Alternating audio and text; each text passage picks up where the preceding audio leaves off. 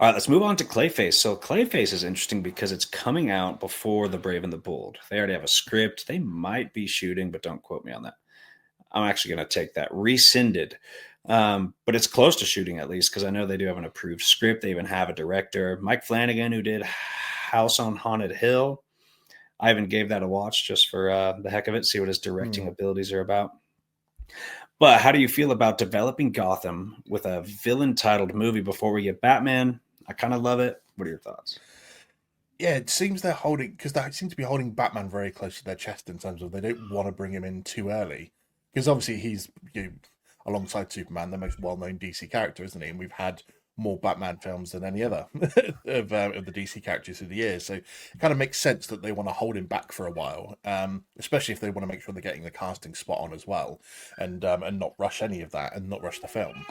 So it's interesting that we're getting a villain-based film before that, and Clayface is another interesting one that this is going to be like only the third DCU film, and the fact that they're throwing that out there before so many other well-known characters, it's an interesting move. To be fair, I really hope it pays off because it's just a different way to go about it, isn't it? So, yeah, it's going to be interesting. Right.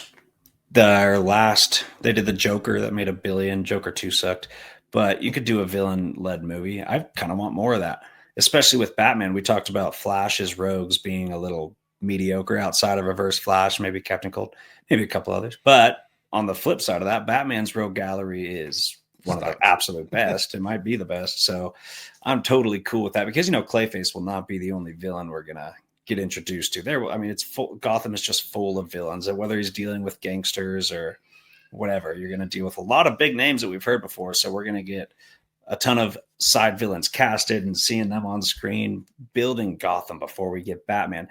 Man, I hope they're building Batman up to just be so legendary because this is going to be your first, fully long-term commitment to a Justice League style Hmm. Batman, to your Ben Affleck style Batman. Um, so I just hope he's an absolute legend, like the guy who has no powers, but he figures it all out. So building up Gotham like that and then dropping Batman in the middle of a lot with his son Damian. Yeah. Ooh, how about this? What are the chances we will see maybe a Robin in Clayface? I think they're holding all of that back right now. To be All of it. honest, I don't think they're going to go down any of that route and showing us. There's going to be a few name drops. I think of those in there, like you said, because we know that if they should be building Batman up in this movie as well. So just legendary status in Gotham already.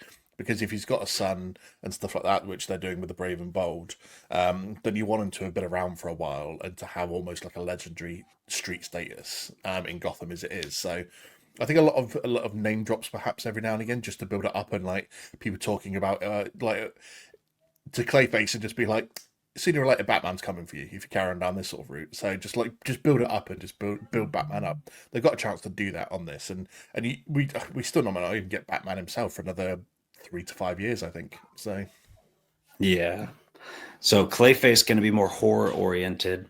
He yeah. could shapeshift like a scroll. He could look like anybody. In that One Bad Day comic, he really wants to be an actor and he's got a friend who's successful. So spoiler alert for the Clayface One Bad Day comic, but I'm pretty sure he might have killed his friend or something and started to look like him or maybe a close associate. He faked his way up the ladder in like the Hollywood industry. And there was a lot of meta commentary on the industry itself, which I found pretty fascinating. But if you throw horror in with the body shifting, I think you could do something really special. So, but if Clayface is the title villain, whether he is a protagonist or antagonist, who's the antithesis? Well, I was literally just thinking about this because I'm like, are they going to go down like the Venom type route where he's a classic comic book villain, but you make him like an anti-hero for the city because otherwise it's really weird that there isn't like, or we haven't been told that he's going up against the hero. It might make sense if you think that like they could include a Robin and he goes up against the Robin and defeats them in this that brings Batman into the foreground a little bit later down the line. But yeah, so it's that question to me is do you keep him as a bad guy or do you make it, are they going to make him into like an anti-hero Venom type situation?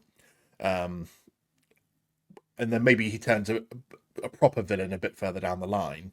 Mm-hmm. Um, and then you bring Batman in to face him. So it's I'm not really sure which way they're going to go right now. It should make sense they keep him as a villain because you want it. I think they need, like you just said, they need to be doing more villain based films where the villain is the lead, and you don't necessarily have them defeated all the time at the end. I want to see more villains win situations rather than just turning up, maybe winning a bit earlier in the film and then getting defeated by the good guy later on in the film. I want to see the villain win more. So it could be that situation with Clayface where they put him up against the Robin and he absolutely kicks ass. Yeah. And there in the comics, he did have a heroic arc in the Rebirth era, James Tynion's Detective Comics, where he joins Batman's team. he like Batman, trusts him. Everyone else is bugged about it, right? He's a villain, but he ended up having a pretty heartfelt arc. So you can play a lot with that because he does want to. He's like one of those villains that does want to do good. He just becomes desperate and just goes too far. It's someone that you could feel for. His story is actually kind of rich. It is just a really random character to choose. to do so early in the DC as well. Yeah, definitely. A lot of people were not expecting this. So it's going to be interesting to have this character so early on, and how successful this is going to set up a real sort of timeline for what they can do then with the villains and other random characters before bringing in the absolute big guns. Mm-hmm. And same question as the Flash. Which rogue of Batman's would you be most excited to see next? That's a tough one. He's got so many good ones. I think we're all desperate to see a bit of Deathstroke, are we not? Like, because it obviously teased in the DCEU, never really came to the fore. To be fair, the CW Arrow show, their version of Deathstroke, was actually quite good. But I think, to be honest, I think everyone's desperate to see a really good version, whoever plays him. So I would be desperate to see him. To be fair, I want to see him in there kicking ass. Hell yeah! I'll be right back. Just a second.